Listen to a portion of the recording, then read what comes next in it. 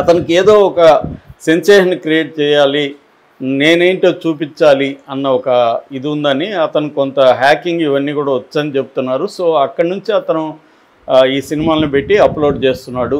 కాబట్టి ఇప్పటివరకు ఇక్కడైతే ఐపీ అడ్రస్ని పట్టుకోవచ్చు. మామూలుగా ఐపీ అడ్రస్ని బ్రేక్ చేయడానికి 2 రకాల మెథడ్స్ వాడతారు. ఒకటేమో విపిఎన్, వర్చువల్ ప్రైవేట్ నెట్వర్క్ అని విపిఎన్ కానీ మనం వేసుకుంటే అందులో డబ్బులు కానీ మనం పే చేస్తే ప్రపంచంలో ఏ దేశంకైనా మన ఐపీ అడ్రస్ చేంజ్ అయిపోతుంది. మనం ఇక్కడే కూర్చుంటాం కానీ మన ఐపీ అడ్రస్ ఏ రష్యాలో పీటర్స్బర్గ్కి వెళ్ళిపోతుంది. కాబట్టి ఎవరైనా ట్రేస్ చేసినప్పుడు పీటర్స్బర్గ్ నుంచి పెడుతున్నట్టుగానే కనిపిస్తుంది.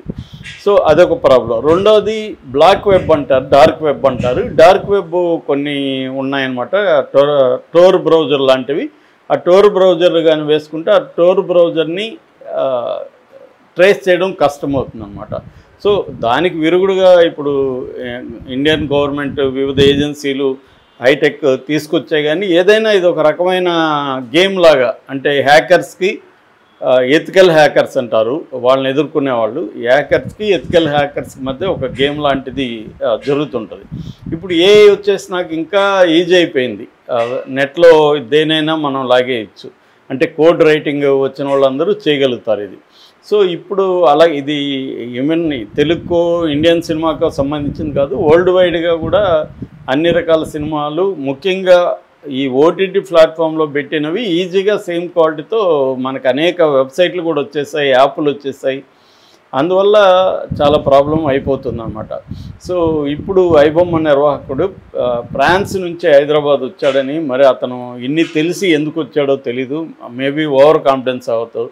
చాలాసార్లు క్రిమినల్స్ చాలా ఓవర్ కాన్ఫిడెన్స్ వల్లే దొరికిపోతాడని చెప్తారు. అంటే నన్నెవరు పట్టుకోలేరు, నాకు చాలా తెలివి ఉంది అన్న అహంకారం అతనిలో మామూలుగా కూడా ప్రకటనలో చూస్తే మనకు కనబడుతుంది. అదే ఇప్పుడు అతనికి పంపముంచినట్టు తెలుస్తుంది. సో ఇందాకే కోగటిపల్లి సిసిఎస్ పోలీసులు, సెంట్రల్ క్రైమ్ పోలీసులు అతన్ని అదుపులోకి తీసుకున్నారని చెప్తున్నారు. సో అతని దగ్గర మొత్తం చేయించారు, అతని ఐడి, అడ్మిన్ ఐడి ఇవన్నీ తీసుకొని అతని దగ్గర చేయించి దానంతా కూడా వీడియో తీశారు. ఇతను ఎలా చేశాడు, సైట్ ఎలా నడిపాడు, మొత్తం కూడా అతని దగ్గర కన్ఫెషన్ కూడా తీసుకున్నారు అని చెప్తున్నారు. సో ఇప్పుడు పోలీసులు పైచేయి సాధించినట్టు అయింది ఐబొమ్మది. ఎందుకంటే ఐబొమ్మ ఈ యాప్ వచ్చేసింది, ఈ ఐబొమ్మ రకరకాలుగా వెళ్ళిపోయింది. కాబట్టి ఐబొమ్మని ముందు టార్గెట్ చేస్తే మిగతా వాళ్ళకి కూడా భయం ఉంటుంది. అంటే మీరు ఏ దేశంలో కూర్చొని చేసినా కూడా మేము వదలము అన్న ఒక సిగ్నల్ ఇచ్చినట్టుగా అయింది. కానీ ఇప్పుడు నేను చెప్తున్నట్టుగా చాలా సైట్లు ఇప్పటికీ ఉన్నాయి. మరి వాటిని ఎలా ఆపుతారనేది చూడాలి. నాకు తెలిసి ఏంటంటే వరల్డ్ వైడ్గా ఇప్పుడు అమెరికా కూడా ఆపలేకపోయింది. అమెరికాలో ఇంకా బాగా టెక్నాలజీ ఉంటుంది, అన్నీ ఉంటుంది. బుక్స్ ఫర్ ఎగ్జాంపుల్, బుక్కులు కూడా ఈరోజు రిలీజ్ అయితే నైట్కి అంతా బుక్ వచ్చేస్తుంది.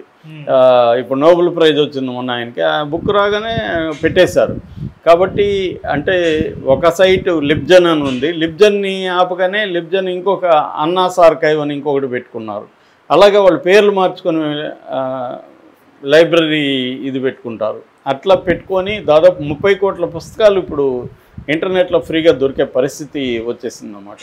అందువల్ల ఈ బుక్ ఇండస్ట్రీ కానీ, పబ్లికేషన్స్ కానీ, లేకపోతే సినిమాలు, పబ్లికేషన్స్ అన్నా అంత మల్టీ బిలియన్స్ అలాగా ఉండదు. కానీ సినిమా ఇండస్ట్రీ చాలా పెద్ద స్థాయి. ఇవాళ 400-500 కోట్లు మినిమం సినిమాలు ఎక్కువైనాయి. సో అలాంటి ఇప్పుడు రాజమౌళి ఒక 1000 కోట్లు పెట్టి సినిమా తీస్తున్నాడు, రిలీజ్ అనేది పెట్టేస్తే థియేటర్కి వెళ్ళే వాళ్ళు ఖచ్చితంగా తగ్గిపోతారు. ఎందుకంటే క్వాలిటీ ఫిల్మ్ ఉంది, ఇవాళ మంచి స్క్రీన్లు వచ్చేసాయి ఇళ్లల్లో. సో వీళ్ళు డౌన్లోడ్ చేస్తారు, పెన్ డ్రైవ్తో దాంట్లో పెట్టుకుంటారు, బ్రహ్మాండంగా బ్లూరేలో చూసుకుంటారు, హాయిగా సౌండ్స్ అన్నీ బాగుంటాయి, థియేటర్ ఎక్స్పీరియన్స్ ఉంది. సో థియేటర్కి ఎందుకు వెళ్తారు? పైగా థియేటర్లో టికెట్లు, పాప్కార్ను, కాఫీలు అన్నీ కూడా పెరిగిపోయినాయి రేట్లు. దాంట్లో ఇంటిల్లు పది హాయిగా కూర్చొని పెన్ డ్రైవ్లో పెట్టుకొని చూసుకుంటారు. ఇవాళ పరస్పరం సెండ్ చేసుకోవడం కూడా ఈజీ అయిపోయింది. ఒకప్పుడైతే చాలా డిఫికల్ట్గా ఉండేది. ఇవాళ 10 GB కూడా నేను నిమిషాల్లో నువ్వు ఎక్కడో ఉంటావు నేను సెండ్ చేసేయగలను. ఒక డౌన్లోడ్ చేస్తే 10 మందికి వెళ్ళిపోతుంది. టెలిగ్రామ్ యాప్ గ్రూపుల్లో కూడా పెట్టేస్తున్నారు. ఇదైతే పెద్ద సమస్యనే. దాదాపు తెలుగు సినిమాలకి సంబంధించి 200 కోట్ల వరకు నష్టం జరుగుతుంది. ఇండియన్ మొత్తంలో 20,000 కోట్లు నష్టం జరుగుతుందని చెప్తున్నారు ఇండస్ట్రీకి. సో మరి దీన్ని ఇదొక స్టెప్ అనిగా చెప్పుకోవచ్చు. పోలీసులు సాధించిన విజయంగా ఈ ఐబొమ్మ నిర్వాహకుడు ఇమ్మడి రవిని అరెస్ట్ చేయడం మాత్రం ఇదొక విజయంగా మనం చెప్పుకోవచ్చు.